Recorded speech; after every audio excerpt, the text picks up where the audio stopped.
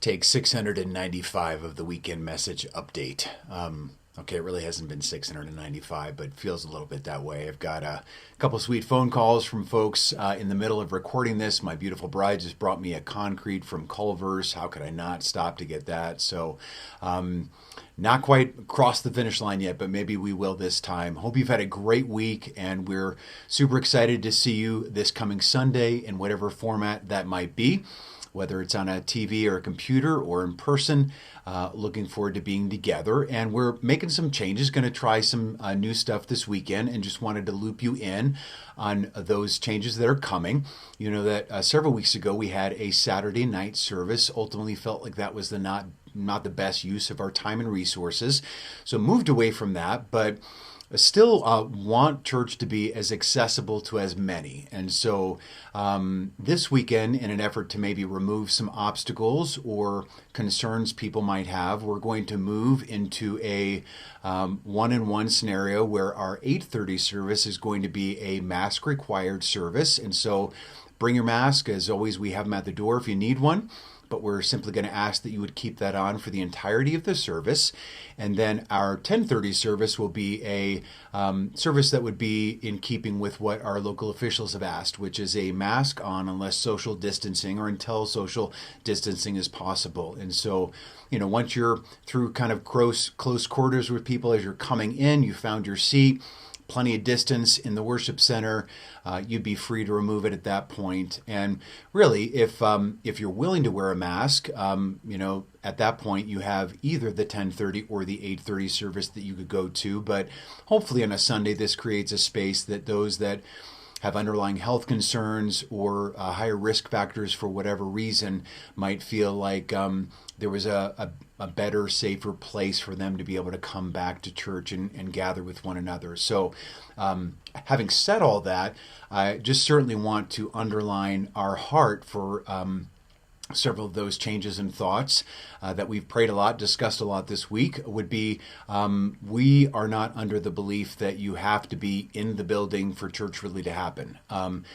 Really, what Christ has called us to, created us for, is community. And for sure that happens when we gather on a Sunday. It's sweet, it's rich, it's good to be with God's people, but that can happen around a computer or TV. It is happening for lots of us still in small groups and cell groups, and so we just want to be sure that we have done due diligence, thought thoroughly, prayed about what we can do to make church on Sunday as available to as many. And so those are the reasons, and we're going to try that. And like our world, things change nearly every week. We're certainly going to give ourselves the freedom to make a second decision if needed or as needed. And to follow up that, kind of the last thought I just wanted to share with you is that in the next week to 10 days, myself, our elders, some of our leadership team are going to be making just a personal phone call to every person that considers Flag Bible home. And our objective there is not to stalk you or be weird, anything. We just want to care and to hear from you,